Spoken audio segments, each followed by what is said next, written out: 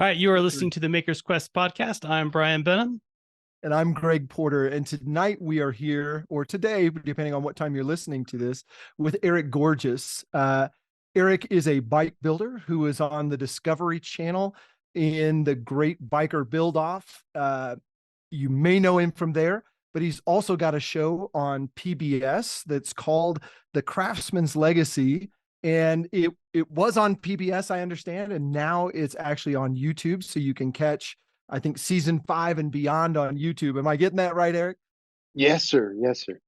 Wonderful. Yeah. Well, it's great to have you here with us to chat this evening. Before I forget about it, Eric's website is voodoochoppers.com. And do you want to shout out your social media real quick for everybody? The Craftsman's Legacy, on Instagram and Facebook and whatnot, and then Voodoo Choppers, Facebook and Instagram and all that. So, and then YouTube is Craftsman's Legacy. Perfect. For those who don't know, and Eric and Brian and I were talking a little bit before we hit the record button. Some people know Eric from the motorcycle world, and some people know him from the television world. I want to back up and start probably even before the motorcycles. You worked with a guy that I have great reverence for, Ron Fournier. And I hope I'm saying his last name right. I've never met Ron, but I've read his books, and he was a huge inspiration to me back when I got into metalworking. But you were building hot rods for him or with him. That's correct. Yeah. Ron Fournier. And when I decided I wanted to get into metalwork, Ron had a shop that was, a couple cities over from where I was living. And I went over there and we sort of hit it off real early on. And about a year later, he took me on as an apprentice, and I spent a couple years working with Ron. Pardon me. And it was fantastic because, Ron was, he was a phenomenal fabricator and shaper, metal shaper. And he had just done it for so long. He knew what was going to happen, and I learned so much from him, and I'm grateful for the time I spent with him. The little that I've seen of Ron, and I say the little, I've studied the stuff that he's put out there for people to look at. Yeah, he seems like his approach to problem solving is a unique approach, and in that, just how he approaches it, I suppose, and you may have a little more insight into this than I do, that he's just been handed so many oddball problems that you get this innate sense of what to do next. I mean, some of the building a car is very complex for those people who've never done it before. And even if you're doing restoration work, it can be extraordinarily complex with regard to the order of operations, what happens next. How do you close this gap that seems unclosable? How much did you pick up from him, I guess, in just your approach to doing problem A or problem B? Quite a bit, probably. The thing about it is, the size of the project really is irrelevant, right? It's one thing at a time. And knowing the order of operations, as you say, is really important.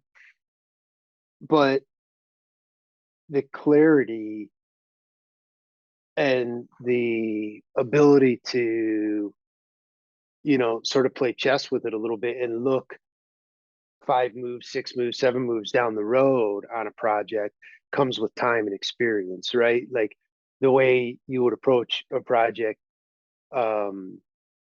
as an apprentice would be vastly different than somebody who's been, doing it for 20 years. You know what I mean? Because they're going to have that history, that knowledge base of knowing, like, okay, I need to look at this because there's an intersection point here, and then I've got a collision issue here, and you know, you sort of see those traps ahead of time. Whereas, you know, when you're starting out, that's how you're learning, is by finding those traps. You know what I mean? Yeah, I don't know if that makes sense. it does. And I often say, or I often think it, I do share it with people, that you learn by making the mistakes. So you have to make every Yeah. mistake one time and then you learn not to do it again. And every once in a while, you find a really great mentor or instructor that can see you getting ready to make the mistake and tell you, this is what's going to happen. If you stop doing it this way and start doing it that way, you can avoid, you know, this thing. But you have to step through every one. One of my good friends, gosh, back when I was framing houses, he taught me carpentry, and he said, you have to pay your tuition, whether you pay it at Yeah. school or you pay it in the school of hard knocks. You got to pay your tuition. Yeah. Yeah. Yeah. And that's really, you know, at the end of the day, my daughter's in college, and I tell her all the time. I say, you know, sweetie, it doesn't really, it doesn't matter, um, if you want to be good at something. It's going to be hard work. There's just no way around it. You know, it's just a lot of hard work. You're going to have ups, you're going to have downs, and but at the end of the day, you got to just you know, keep that focus, and keep moving forward, and realize that over time you might lose ground every once in a while, but over time you're going to gain a lot of ground, you know. And it's just life, you know. So Yeah. was he a big inspiration on your current design style for your bikes that you build, or did you have something that really puts you down this path of like, hey, I'm gonna go build bikes? No, the bikes. So Ron was doing mostly restoration work and really high end, um, rare collectible cars, like one of six type cars, you know, one of three type cars, that type of stuff. Um, but when I started with him, I told him, like, hey, I'm doing this because I want to, you know, open up a motorcycle shop, and I want to be able to build custom bikes. And, you know, so it was very separate. And, you know, the thing about, you know, really, no matter if it's woodworking or no matter what field you're getting into, when you're making something, unless you're duplicating design, which is a whole other craft in and of itself, right? You have to find your own style, your way, your look. And for me, that was definitely something that just evolved over time, you know. And early on, when I started Voodoo, um, it was sort of like, you know, I'd take on work just to have work, right? Just to keep money rolling. And it didn't really matter if I liked it or not. And back then I didn't have a name. You know, I couldn't sell on previous work, right? Um, so you built what the client wanted. And I built a bunch of stuff that wasn't necessarily my style. And I tried to infuse some of my style in it, but I learned from that still. But over time, um, my style developed and continued that. And then it got to a point where, you know, people that were into motorcycles, is into custom handmade motorcycles, could recognize my bikes without, they could recognize it from a distance without even seeing it up close and seeing a name on it, you know, because that just that just happens as a builder, you know. Put enough stuff out there, people start to realize, hey, that looks kind of like an Eric Gorges going by there.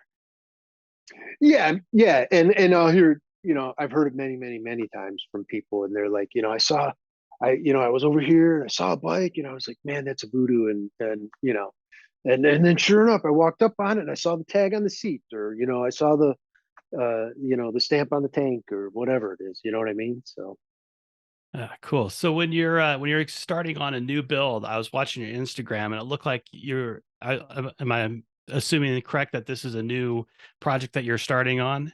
the one I've been posting on Instagram lately is a knucklehead project that we're getting involved in, and I've been building a frame for it. And you know, the funny thing is, man, I started that frame like in June of 22 with the intent of rolling right into, making that frame. So I started doing all the machining, and I had to do a bunch of fixture work for it and everything else. And then, a bunch of other projects that were in the shop sort of got in the way, and I needed to, help out there. So I had to set the knuckle project off to the side for a minute, and I got back on it in December, I think. And, it's a pretty complicated frame, but I'm not fast at anything anymore. Yeah. Like, the only thing that's with me that's come with time is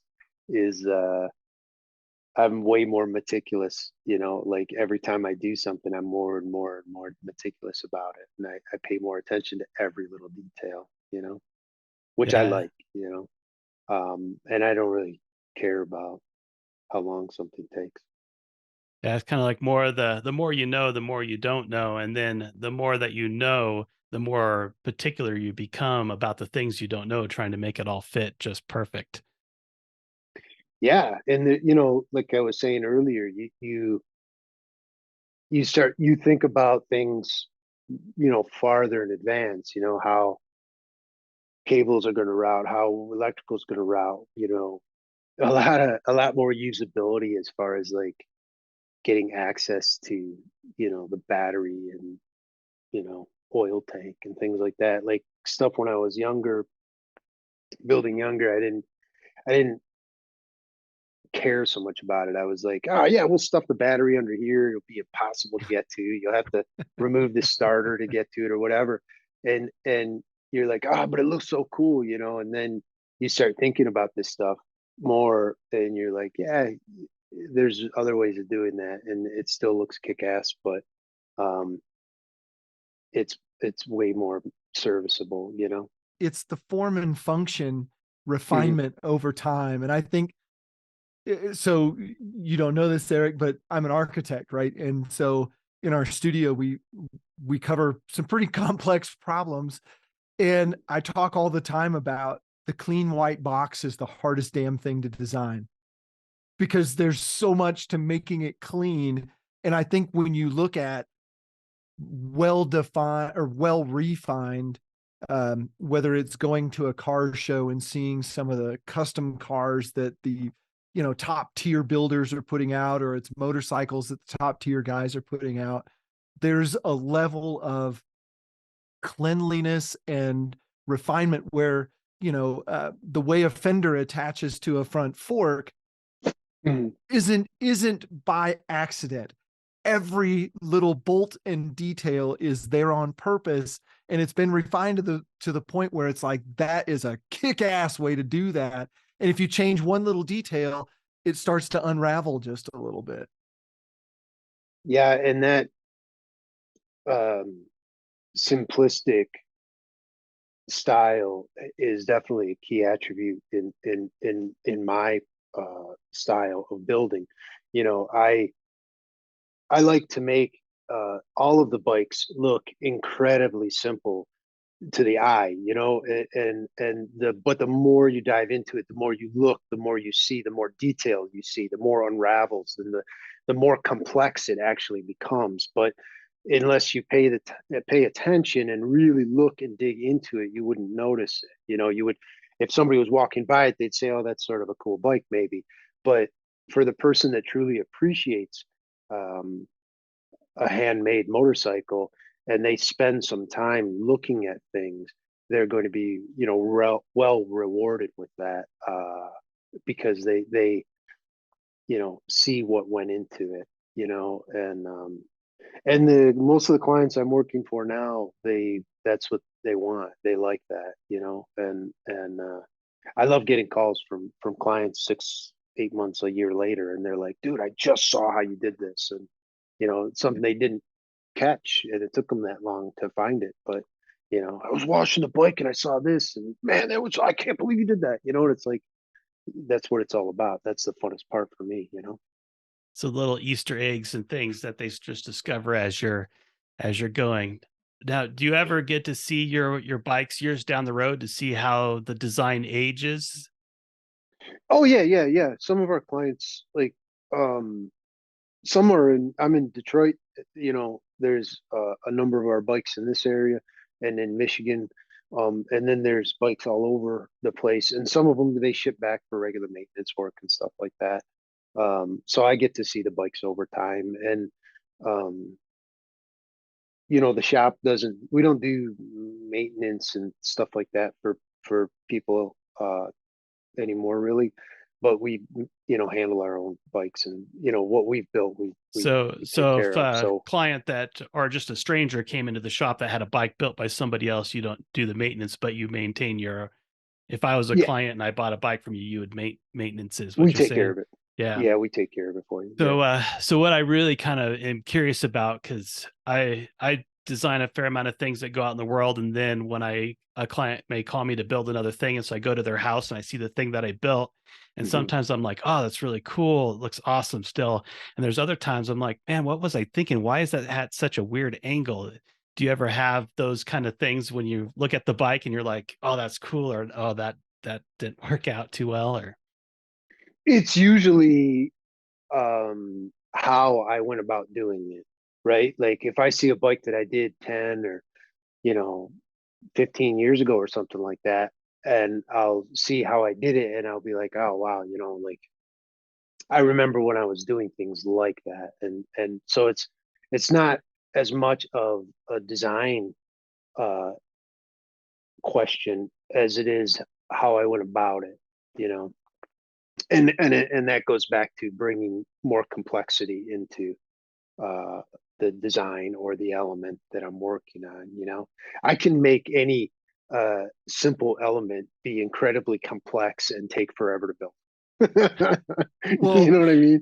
yeah, I And the think I can relate to that. There are times where uh, I designed a desk that had these little copper inserts, and there was a whole bunch of them on all sides of this thing. And by the time I got to the last inset that I had to hand cut into this desk, I was like, I'm never designing a desk like that again. That was so much work to do all that. yeah, so but I'm drawn to that. I enjoy doing that. I enjoy the challenge of it, and I enjoy the reward of it when it's done. And like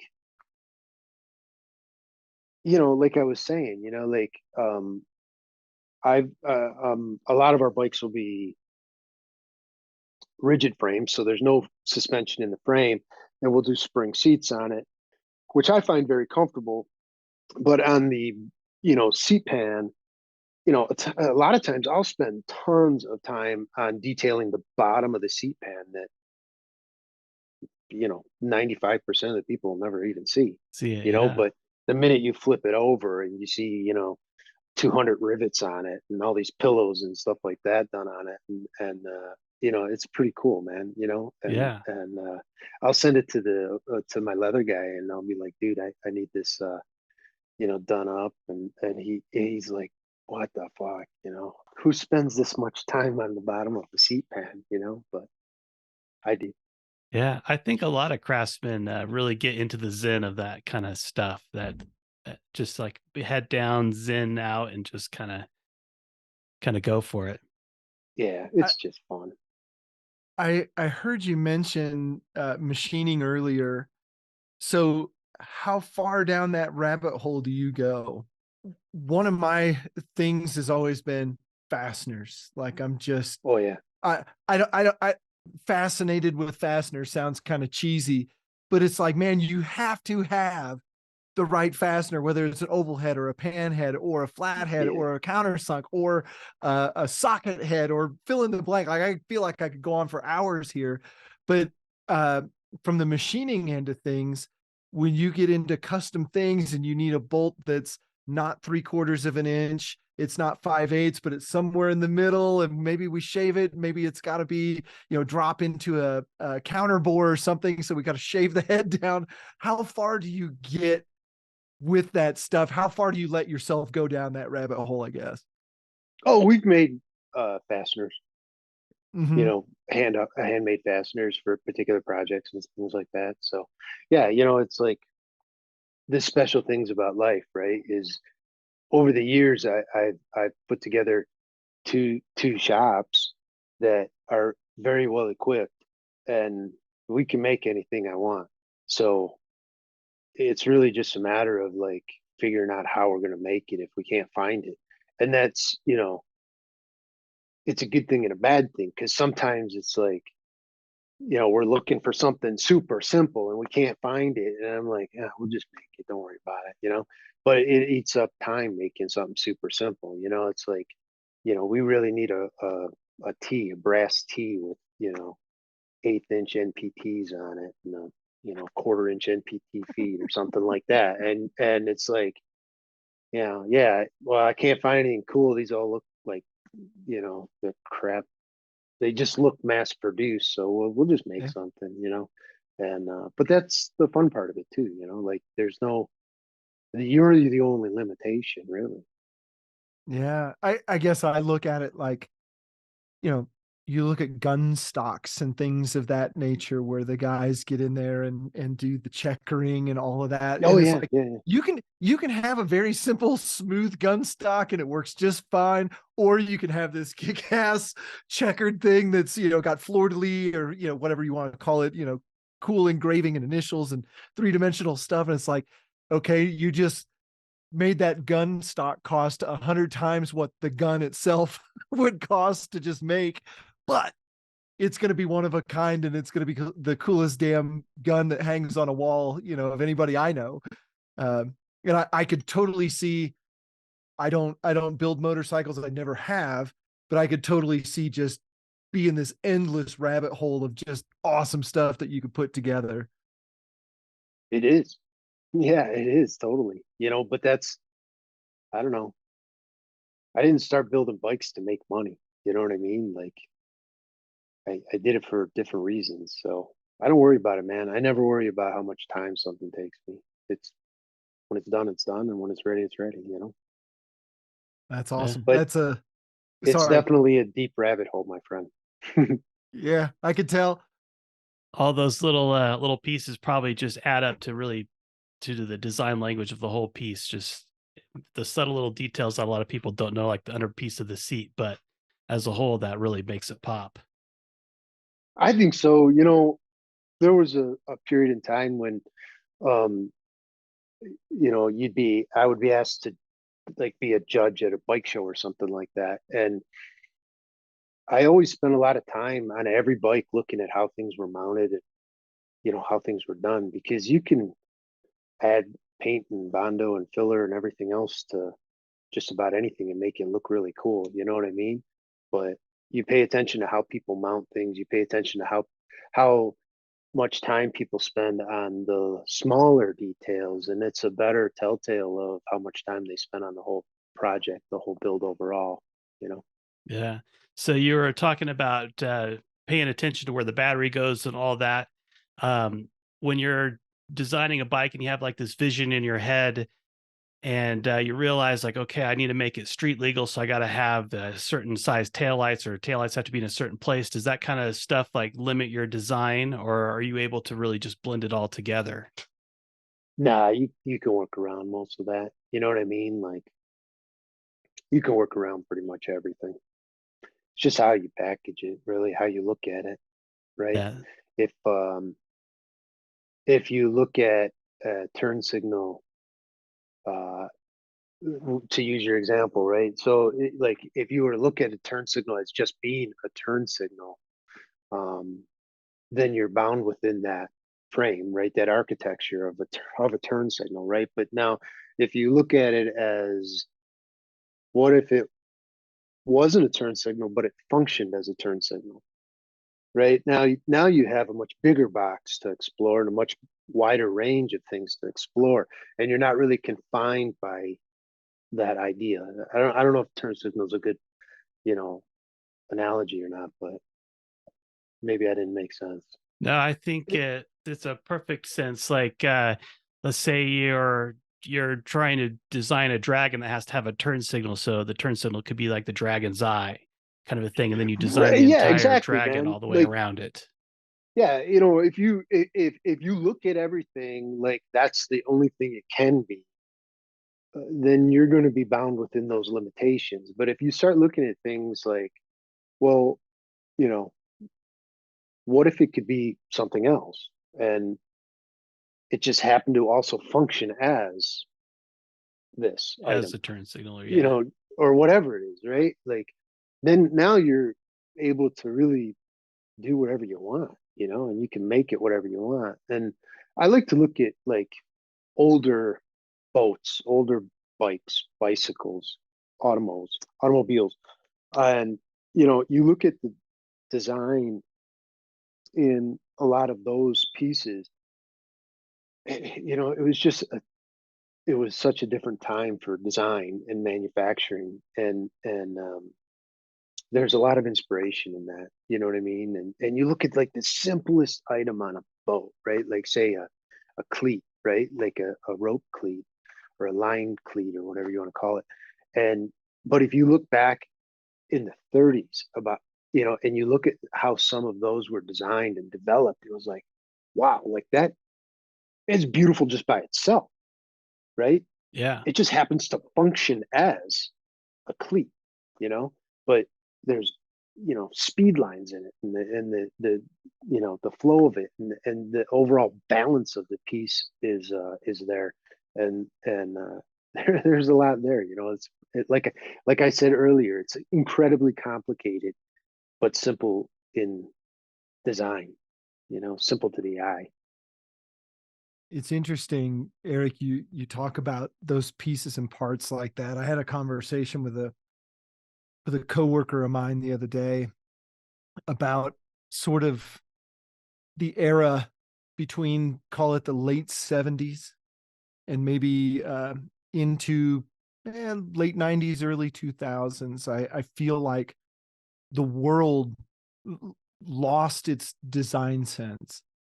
Cars became very square. Mhm. Things became very boring. Look at a locomotive. The Art Deco locomotives of the day, and then you fast forward to the trains that were built, the engines that were built in the 70s, and they just got this big box that was wrapped around a motor. It's like how little sheet metal and labor can we put together to make this thing go? And cars were the same. Like, look at a fender on a, oh gosh, like a Caprice Classic or something like that from the 80s, and it's literally like one fold and a wheel arch opening, and that's it. Like if you were trying to replicate it, you could do it blindfolded pretty much. And Yeah. what I've seen that's been very interesting, and it's down to those details, right? Like the cleat on a boat, and do you put in lines, and you look at it, it seemed like it was somewhere in the 70s, everything just got like, how quick can we make this? How cheap? Everything became commoditized. And it was that way in architecture. It's that way in automobiles. It's that way in industrial design, kind of all the way down the line. Some of the, I suppose some of the bikes out of the 70s and 80s were all right, but it really did. It became that, how many frames can AMF kick out? And and when we fast forward to what I would call like the late 90s, early 2000s, all of a sudden there was this massive resurgence of craftsmanship. Hey, there's somebody here with a design eye that's going to look at this and imagine what it could be. It's not what's the lowest common denominator, simplest, easiest, most straightforward mass manufactured way to do this, but how can we make this thing elegant, and how can we make it really cool again? And when I put you in perspective of when everything happened, with your motorcycle building, and then the leaping off from there, you're part of that group that started that wave, and it's still going now. I see it in the guitar. I'm into guitars. Mhm. I'm super into guitars. And it was the same thing. All of these sort of boring, mass produced, everybody's the same things happened, and then all of a sudden there was a resurgence. But on your end of things, how do you see that? How did you fit in with that? Because you were kind of on the front end of that, uh, as I recall. I think you were late 90s is when you started your bike shop, right? Yes, sir. Yep. Um, I don't know. I grew up around woodworking, and so the idea of working with your hands and the respect, and what you gained from that, um, was with me since I was a little boy. When I had made a decision that I wanted to work with my hands for a living, I didn't. I like I said earlier, I didn't do it to make money. I didn't do it. I did it because it was a challenge and I could do whatever I wanted to do. Right. Like, Yeah. and that was really the big thing, like, well, I wanted to learn how to become a metal shaper so that I could make whatever I wanted. I didn't have to buy somebody else's fuel tank that they designed, and now I'm reinterpreting their design. Their design is still there. I've just reinterpreted it by, axing the sides or shaving it or whatever you want to do. Their design is still there. I wanted to say, I'm going to make it like this, and this is how I'm going to make it, and then be able to do that and execute on it. So I don't even know if I answered your question properly or not, man. But Doesn't matter. I wrote a book and we published a book in '99, and we did a lot of research when we were writing the book, and that was one of the things we researched was this idea of design, especially from items, in the early 1900s and even before then, right? Like, you had a gentleman or a lady that was being paid to work at a factory, say, and they were tasked with making this part. They were being paid to be there, but it was almost like they had, you know, they wanted to put their own stamp on it. They wanted to put themselves in that part, and that's what it meant to them, and but hell, I don't know, man, but that's what I would like to believe, right? Like, even though they were only tasked to make a cleat, right, for a boat, and they knew it was going to be cast in brass, they still wanted to be able to put their personality, into that piece, their soul into that piece. And that's something, the idea of being a craftsman for me has always been this like iconic thing, right? It's like it's a goal to have somebody refer to you as a craftsman, like that, she's a fine craftsman or he's a fine craftsman, like that. That's an honor in my eyes, to be considered that.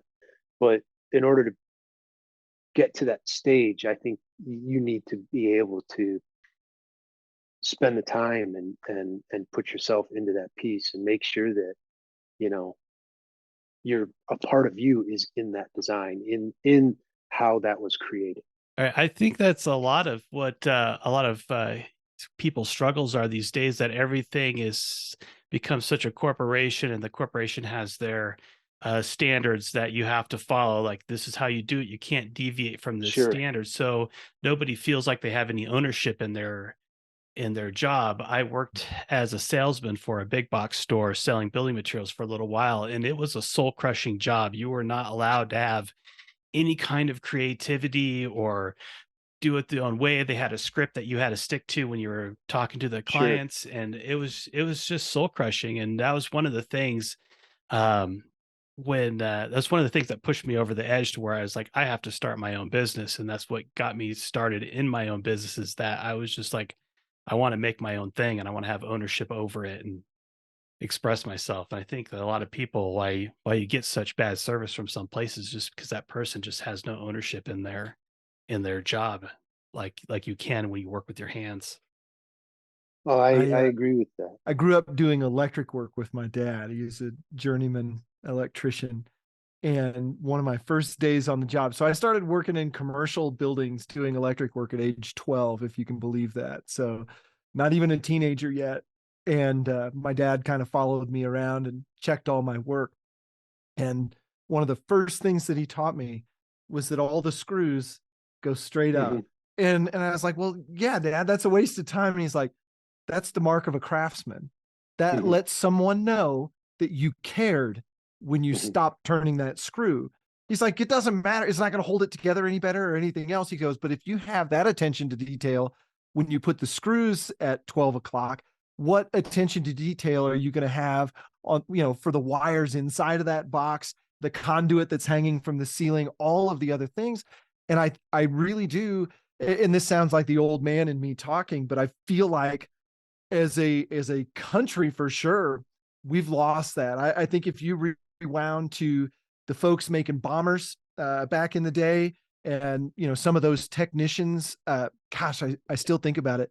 My wife's grandfather, his job title was sheet metal technician for TWA, and he did sheet metal work on the airplanes, and took immense amount of pride in his work. And to this day, I've got a TWA toolbox in my garage, and just the way things are set in that toolbox, there's a whole story behind it. And it's a different mentality, and like I say, that was that group, the World War II aged guys, and then there was this bizarre gap, like we lost our minds, we forgot where we came from, or we lost it a little bit.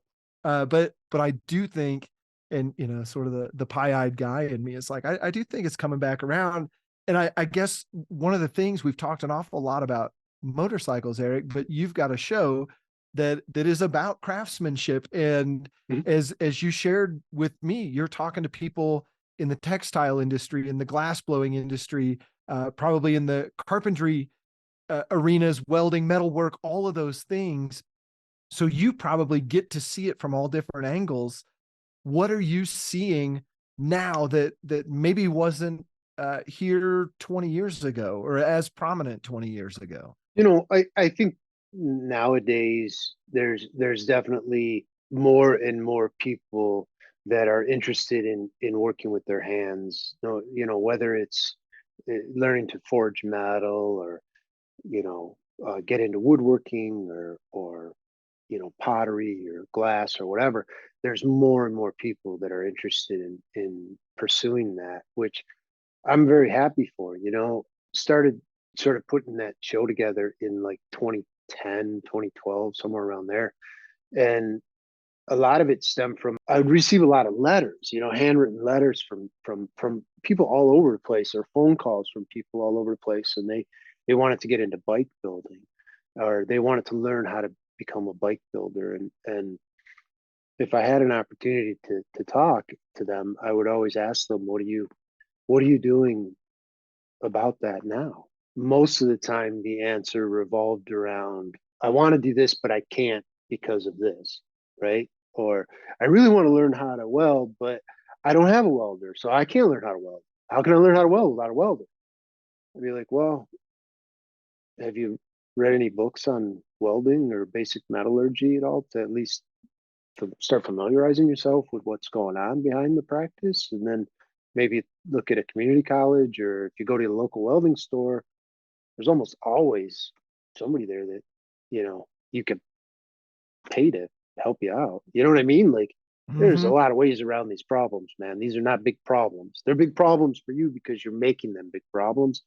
But if you take a couple steps back and get out of that forest a little bit, and now you start seeing it, and you're like, all right. And that was really, one of the principles for developing the show, was that, I wanted to be able to show people that there's craftsmen all over the place, right? There's men and women all over the place that make a fine living working with their hands. And sometimes what they're doing takes a very long time just to make one, right?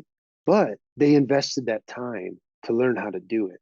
And they're constantly trying to become better at what they're doing, and they give back to the idea of that skill set, which I also think is important, right? Like, as a craftsman, you're borrowing the information, right? It's your challenge to add to that and then give it away as fast as you can when you're at Yeah. that stage that you can give it away, right? But you should always be giving that knowledge away, man. It's not yours to begin with. You know what I mean? So those are really important principles for me. Um, and I see more and more people do that. You know what I mean? Which is really cool because I've met a lot of people who, um, like we do a bike show or something, and we'd bring a small English wheel with us or something, and I do some shaping there or something, and it was really cool because a lot of people would come up and they'd ask questions, what's that, and what's going on, and it was maybe when wheels weren't as common, as they are today, or common knowledge, I should say, as they are today. Some people will be like, dude, what are you doing? You can't do that. I'm like, do what? Well, you should charge for that. I'm like, charge for what, man? Like, we're just having fun, dude. Calm down. Don't worry about it. Yeah, I there's got a a lot box of of mac and cheese. yeah, there's a lot of fun in that. A few years ago, art gallery that I was involved in, uh, every Friday they had like an art walk, and the art gallery owner says, "Hey, why don't you come and demonstrate some kind of woodworking thing with hand tools?" And I was like, "Okay." So I decided to demonstrate inlaying bow ties just by hand. Was just no power tools, just me, a mallet, a chisel, and a chunk of wood and some bow ties, and just sat in the outside in front of the building, just sitting on some sawhorses inlaying some bow ties. And this little girl walks up and she's like, "Hey, can I try?" And I was like, "Absolutely." And so she did a really good job, like just giving her some the things. Like her mom was like a total basket case, like, "Be careful, those are sharp and don't hurt yourself." And I was like, "Come on, Karen, it'll be fine. Everybody needs their first Yeah. stitches somehow." But, Yeah. Yeah. but yeah, so just Yeah. getting over that fear and just having someone show you, and that's into it. It's just a lot of fun. Well, I learned It a is. long time ago. So, gosh, when came out of school, I was doing computer renderings, and it was like the first group of people that had that knowledge. I was literally first version of the software, and everybody. I had a rule that if anybody asked me how to do it, I would tell them anything they wanted to know. And there were a group of people who were like, "Whoa, whoa, whoa, whoa, keep this a secret. There's only a few of us who know how to do it." And it was sort of that self-preservation. And I shared with somebody one time, I said, "Here's the thing." And it's this way, whether it's computer stuff, whether it's metalworking, welding, carpentry, painting, you name it. If somebody wants to know how to do it, they're going to know how to do it. Whether you share it with them or whether somebody else does, they're going to figure it out because they have a passion and they have a drive. They're going to find out. So there's no reason to hold back. Let it rip. Share everything that you want to know with them, and there's a pretty good chance they'll share something back that you didn't know. But it's just interesting to see. And I found that when I started doing body work, it was the same thing. I went to a body shop, like, "Hey man, I got some dents in my car. I want to learn how to fix them. Is there somebody I could talk to that can just help me understand the process?" This is before YouTube and all that other stuff. This Mm-hmm. is back in the late 80s, early 90s. And you either had to buy a book, which Barnes and Noble didn't really exist at that point, or you had to find somebody who knew how to do it. I can remember just getting completely turned away at the body shop, like, "Everything in here is a secret. You can't see what we're doing." And it turned me off of body work. And I finally found some single guy who ran a one-man shop. And I can still tell you, it was uh, Kirby Wilson. There we go. Wilson Auto Body, Kirby Wilson. And he just ran a one-man show, did a lot of car flipping in his spare time when he didn't have wrecks to work on that customers brought in. And I took my car down there and I said, I gave it a shot. I worked the metal out. I put some body filler on there. And he's like, "Okay, we got to work on this a little bit." And he gave me some pointers of what did I do wrong and how could I do it better next time. And then I gave him the car for a week. He did, some sanding and some other things to kind of get it in shape. And he's like, "There's what it needs to look like. So the next one that you do, there's your example of how to make it look before. That's how it has to look like before paint." And it was complete. He didn't have to do that. Yeah. Completely eye-opening. And it just to your point, I went to the community college. I took an adult education body shop class where you could bring in your own stuff, brought in doors and hoods off of cars that were, Yeah. you know, out of the junkyard. And I learned how to metalwork and, you know, the bullseye pick, all the stuff that, you know, those little secrets that nobody wants to show you how to do. And so to your point, it's incredibly important to pass that on. Kirby Wilson affected my life in a very positive way. From that day forward, I was doing all kinds of metal work and paint prep and everything else. And I would tell you at this point in my life, I'm pretty good at it. Yeah, So that's cool, man. it makes a huge difference. Yeah. And, you know, I don't know, man, you know, at the end of the day, you know, we're here to help each other, right? And to Yeah. enjoy life and to enjoy the journey, right? And to better other people's lives. And, you know, you're not going to do that being an asshole. So, So you and I kind of took a little bit different paths. My first job was in a metalworking shop, and then I got really deep into woodworking, and then now I'm kind of trying to combine metalworking and woodworking in my art. And you said or mentioned, I didn't know this about you until you just said that you started in woodworking when you're young, and then went into metalworking, and now when I watch your YouTube channel, you're getting back into woodworking. So I'm curious, like, how are you finding that those two relate to each other? Are you finding a lot of skills transferable?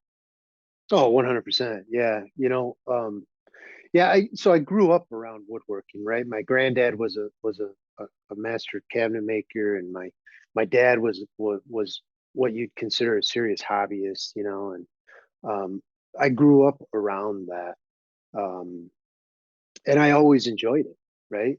And then when I decided I was going to work with my hands, make things for a living, I was really torn between woodworking and metalworking. I either wanted to like really dive deep and get into furniture making and cabinetry work and go down that road, or you know, go down the metal road and eventually, you know, start a business building motorcycles.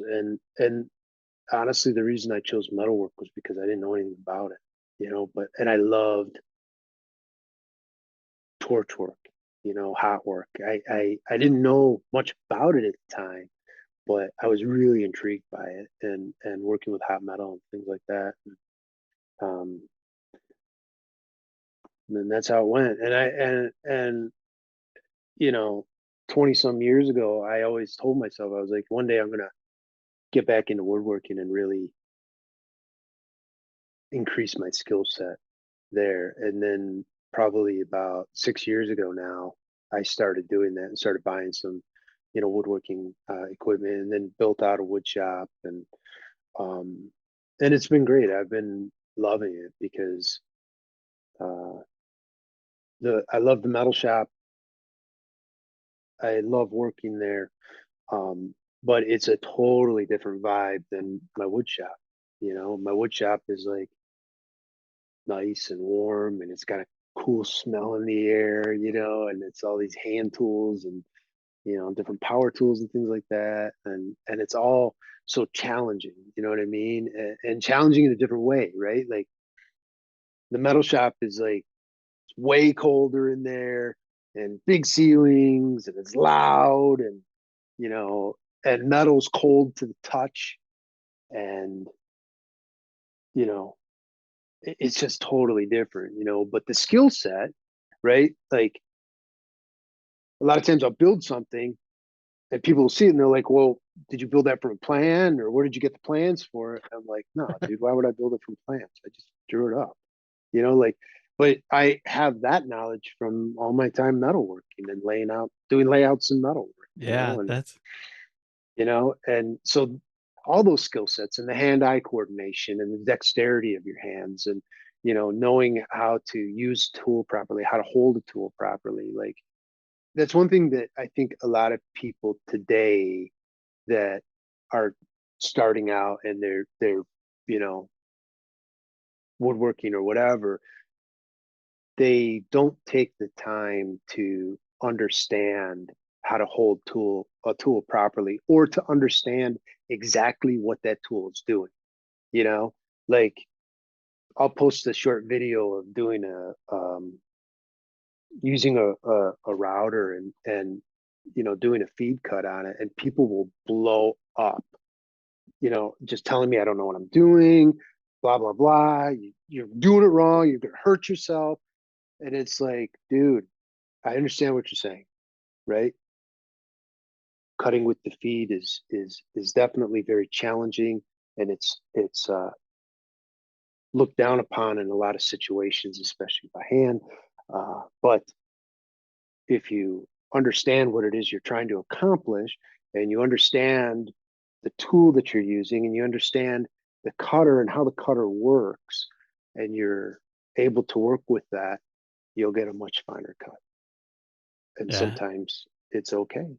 But if you go into it just blind because you've read from 5 other people that have told you how dangerous it is, and you don't really understand what it is that tool is doing to begin with, then yeah, I can understand your point, but you know what I'm saying? Yeah. Oh, I could go on a 3-day rant about people telling me I'm doing it wrong because they watch so and so from so and so do it, and they said that you shouldn't do that because it's dangerous. But sometimes it's not as dangerous as you think it is if you have the experience behind it and you know what to expect. Yeah, and I never, I'm never a jerk about it, right? Like I'm always like, thanks for looking out for me, man. I appreciate it. Like I get it, but I just wish that I don't know, man. I like to dive in all the way. When I want to learn how to do something, I want to learn how to do it very well. And I don't let anything get in my way. Yeah, I want to know everything about it. And that's what I constantly strive for. You know what I mean? So I don't know. Yeah, well, it's kind of funny. It's all about perspective and experience. Like you, a few minutes ago, you said something along the lines that woodworking is so much more challenging than metalworking. And me being a woodworker, wanting to learn more about metalworking, I find metalworking a lot more challenging than woodworking.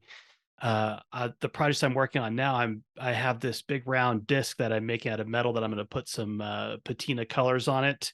I saw it on that Yeah. design. Thank you. Yeah. And then inlay it into this table thing.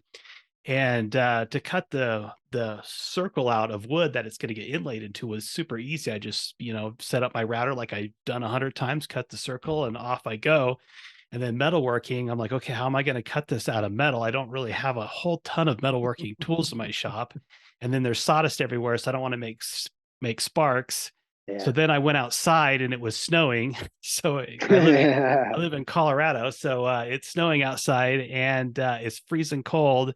And I've just like my only really tool that I had to make a circle was a grinder, so angle grinder. So I cut it out with the angle grinder and then tried to ease the edges, because of course now it's not like this perfect cut that the wood that it needs to match to is. And so it was like this whole thing of we're using a cutoff wheel on that grinder.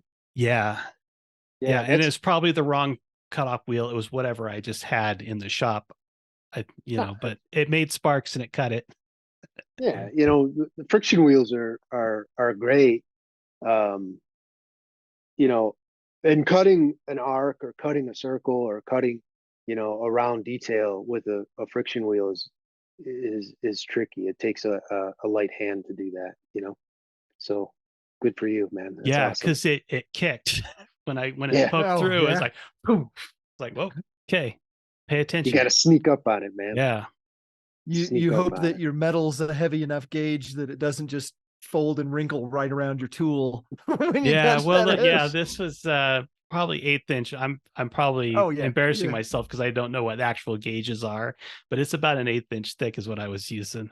Yeah, it's about 10 gauge. Yeah, 10 gauge. Depending on what material it is, but it's mild steel. Yeah, but Brian, you know where I live, buddy. You can come up and use the plasma cutter or anything else you want to use. We can do it.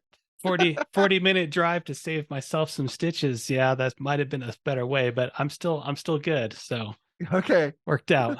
I want to share one thing that I think is interesting. I think it's a common thread. And when I put myself in the position of the listeners who listen to this podcast, I think there's a lot of people who are already makers that are listening to expand what it is they do.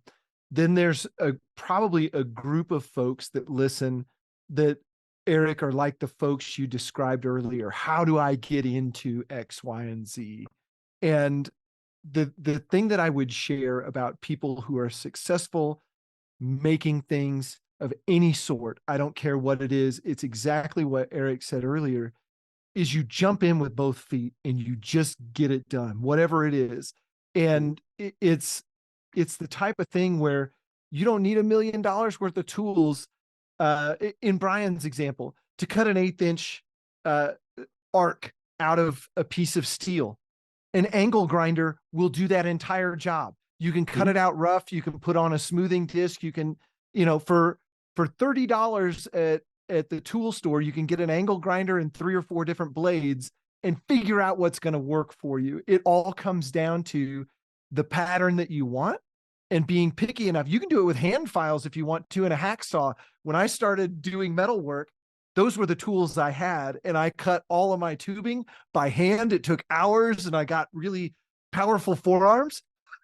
But, when I had an idea in my head, and I would share this with everybody else, when you have an idea in your head that you want to see built, stop at nothing to get it done. Don't be afraid to throw 5 of them in the trash to get the good one that you want, because once you get that good one, it's printed so deep in your brain that you'll never forget how to get there. Yeah. So Well said. I got a little passionate there, but all right, it's all right. it is. So to shift gears a little bit, ought to go back to the Craftsman legacy, and this one is more question that my dad would be like, why didn't you ask him? Because he always told me when I was growing up, like, oh, you should get a TV show like Norm, because I was into woodworking, and me and my dad, we would watch This Old House of Norm together all the time. So how did you fall into the TV show of getting on PBS? Yeah. Like, how does the world of PBS television work, I guess, is my more direct question. That's a whole other podcast, man. That's maybe a can of worms I shouldn't have opened. That's a whole other podcast. But I had an idea for a TV show, and I knew a couple people in that business, like from doing past television shows with the motorcycle shop and stuff. So I knew some producers and directors and stuff, and I talked to a couple of them, and that didn't really go anywhere. And I knew what I wanted to do, and I just went for it. I figured it out as I went along, and I walking through life alone is really difficult and not necessary. And I made a lot of friends, and I had a lot of mentors that helped me get that show off the ground and get it going, because they believed in the show, they believed in me, and they wanted to help me. And that's how it went, man. It took me years, like I said, the first very early developments of that show are probably like 2010, 2012, where I've got outlines and like, the basic outline of the show and how it was going to follow, and the, timestamps on it and stuff like that, because I really thought that it would be a great show. And there's so many great stories, to be told, and so many life lessons to be learned, and it was important to me, like one of the biggest, most, in my opinion, valuable parts of that show was what we called the apprenticeship. And it's where I spend time with that person, trying to learn from them how they do what they do. The whole point of that was to show people, somebody sitting there watching it who really would like to learn how to do something, but they keep throwing these roadblocks in their way, was to show them that, dude, I don't know anything about this, but you got to try it anyways. And you're going to fail, and you're going to make mistakes, and you're going to screw up, but you're going to learn. And if you keep at it, you're going to get good at it, and that was really what it was about, and it took a long time. It took like 4 years or something for us to get it to finally get to airing season 1. you Yeah. know, like, I'd work on it and I'd hit a dead end and I'd get frustrated. And then it would sit there for a couple months and then I'd pick it back up again and I'd find a lead here and I'd, go down there and get a dead end. Or, I can't tell you how many people told me I couldn't host it. A lot of people, dude, you can't be a host of a national television show. I'd be like, well, how come? Hey, you just don't have it. What's that? What do I not have? Because I think I can learn it. I'm pretty good at learning things, you know? Hey, you just don't have it. Okay, well, I don't want to work with Yeah. you. That's very relatable, especially like on this podcast. Like neither myself or Greg ever did a podcast, and I'm an extreme introvert. And so I was like, I had this idea. I wanted to do a podcast so I could talk to cool people like you and just meet people. Like I work all by myself in my Thank shop you. all day long.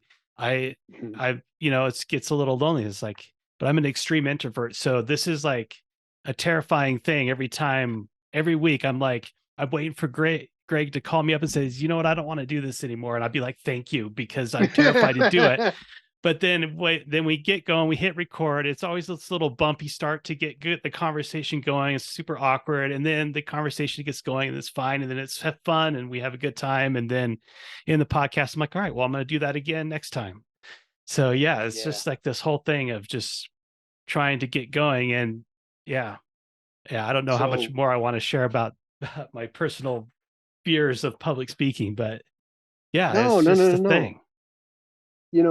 But so a lot of times we would visit people who, they were very introverted and they worked alone most of the time, and they, you know, we'd have like 11 people on our crew show up, and you got cameras all over the place, you got lights all over the place, you got, people on the walkie-talkie thing and all that other stuff going on, and then we'd start the interview process with them, and I could tell, that they're uncomfortable and nervous, and but I would always just talk to them and just chill, and get them, and you start talking about what you love and what you know, and what you want to learn or what you have learned, and talk about, their story and their journey, and then people warm up, and then it's just two friends talking, you know and we would cycle back, and I would re-ask every single question that I asked them when they were nervous.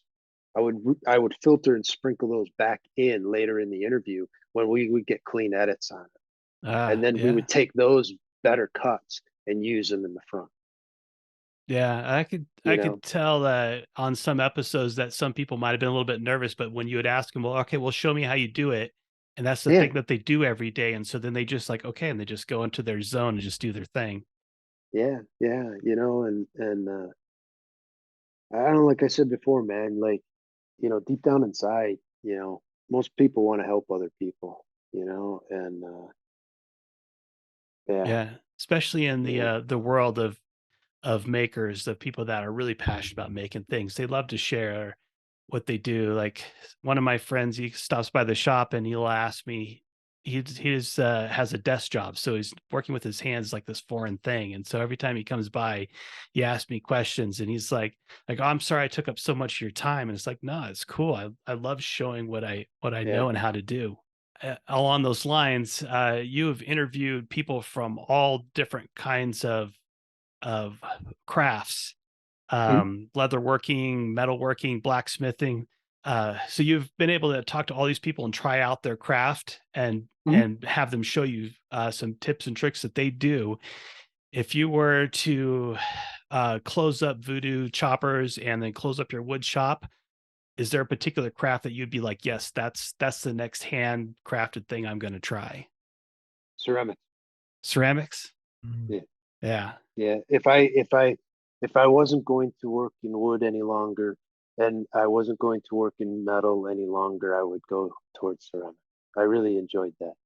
And that episode was really a very powerful episode for me personally, because my mom had just passed, and we had um my mom was sick for a while. This was a number of years ago. My mom was sick for a while, and I was really close with my mom. And we had, you know, we were on the road filming, and then we came back, and we had to postpone, you know, because mom wasn't doing well, and mom passed, and then I left a day or two later, and we were on the road filming again because we had to maintain a schedule, and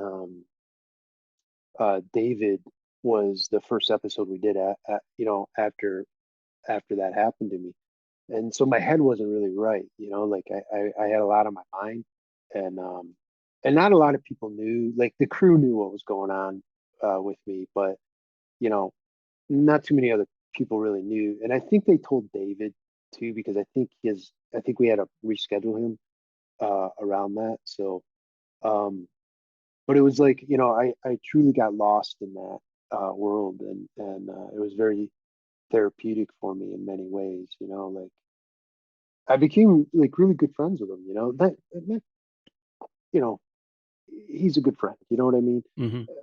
I don't talk to him super often or anything like that, but it was just one of those people you connect with, you know, and when my scenes were shot, done for the day, you know, or if I wasn't in a particular take or something like that, man, I was off on the side on a wheel. He had set up a little wheel off camera for me, and I don't know how many bowls I made that day, or 2 days Nice. we were there, or 3 days or whatever.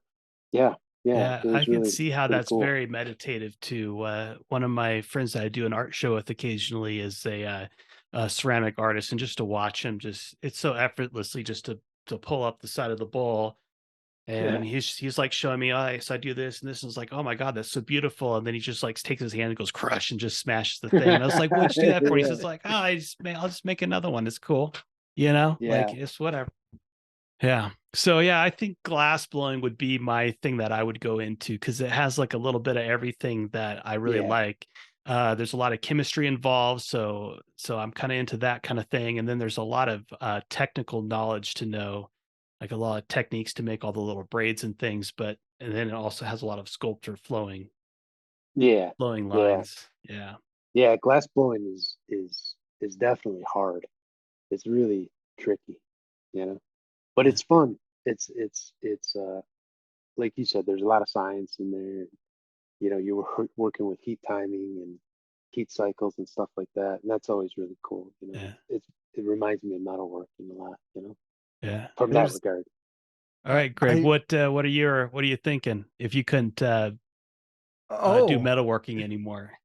oh my goodness, I can't pick. That's why I do them all. I mean, you just come over. You've been in my shop before. I've got a Yeah. little area to do just about everything, and you know, from yeah, from the metalworking side, there's I've done furniture that involves not glass blowing, but doing, you know, glass pieces in furniture, and I think to me the most interesting thing over time has been, you know, some artists would call it mixed media, but putting together, when you have some vision in your head, putting together the right pieces for that vision and being able to do it. I mean, uh, back again to your point, Eric, at one point, when I was restoring my car, I was like, I want these seat cover, I'll call them seat covers, but the seats, I want the upholstery to be this way, with this Mhm. fabric, with this welting on it, with this stitch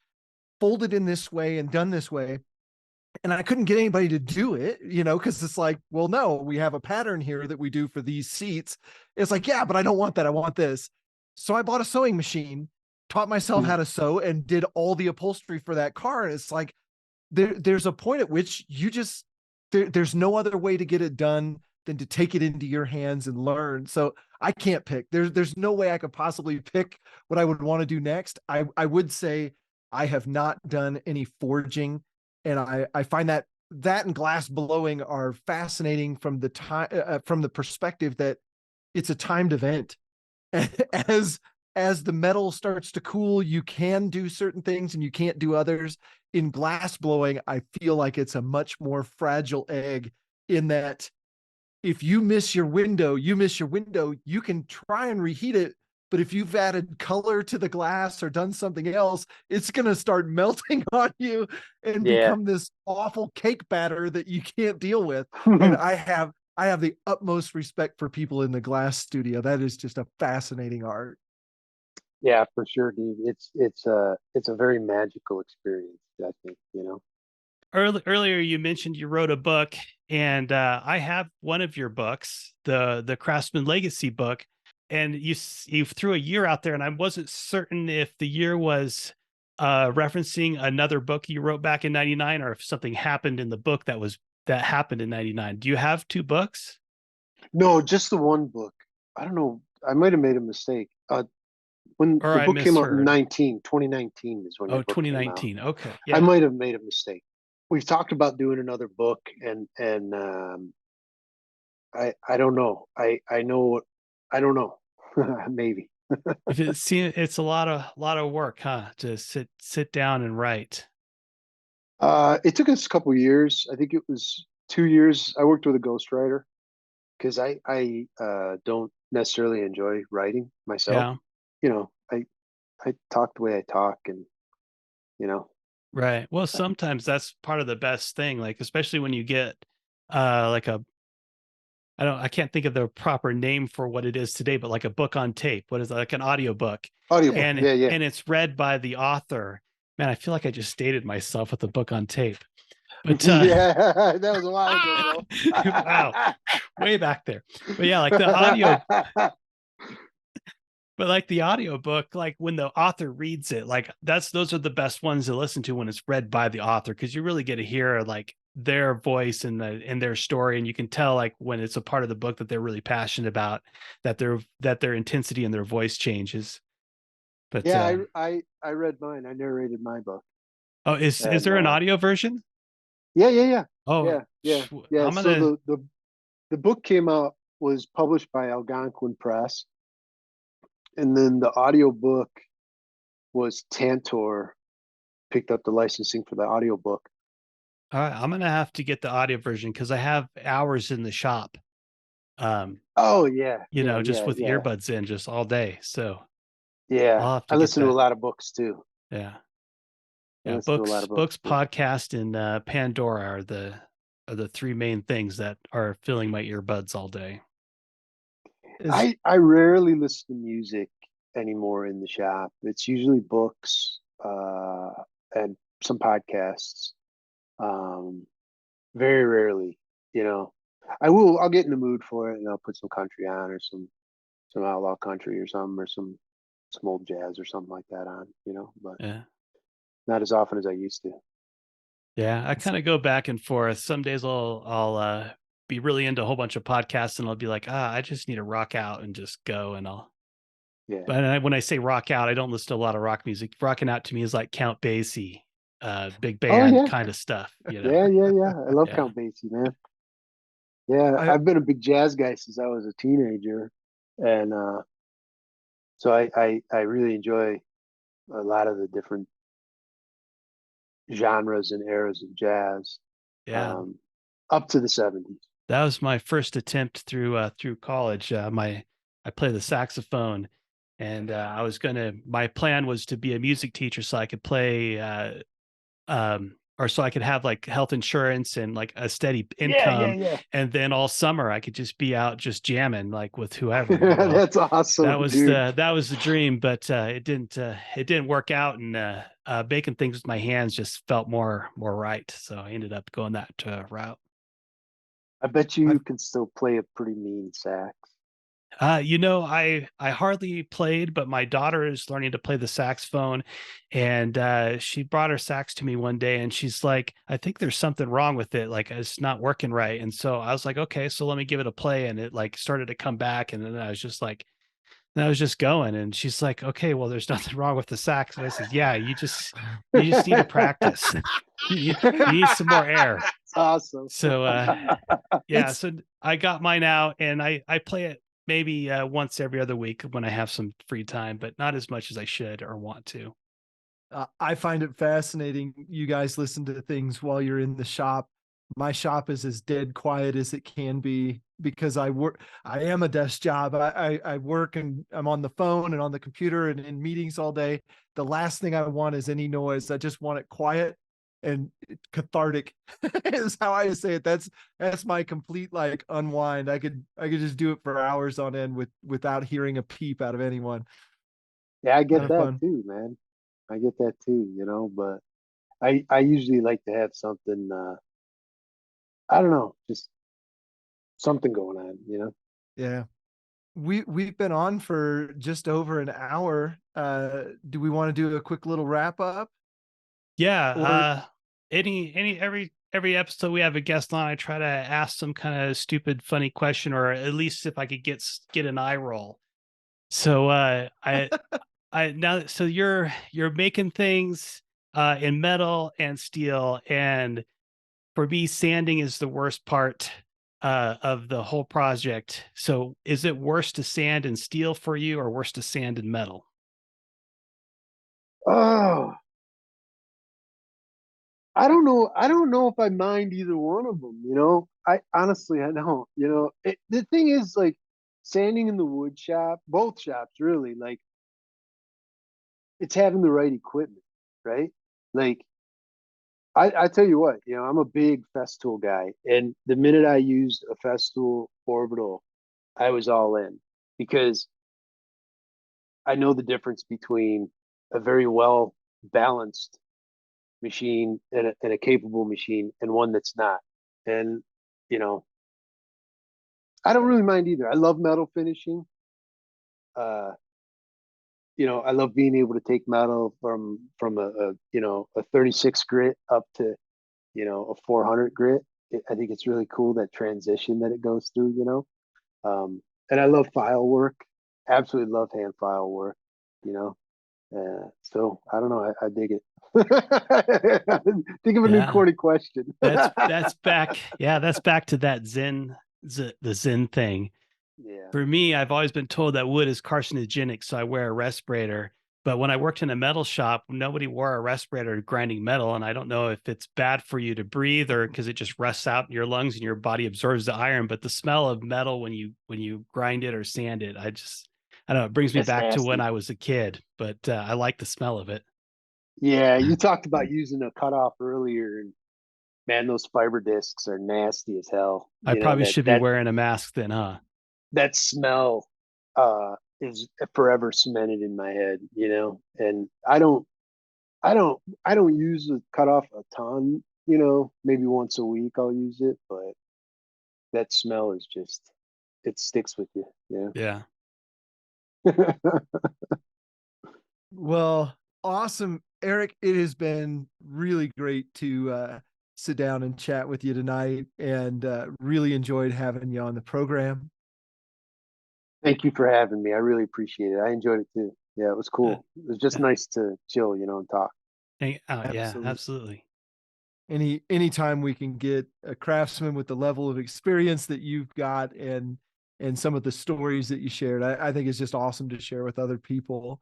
So yeah, we'll just kind of wrap it up right there. Again, appreciate having you on the show.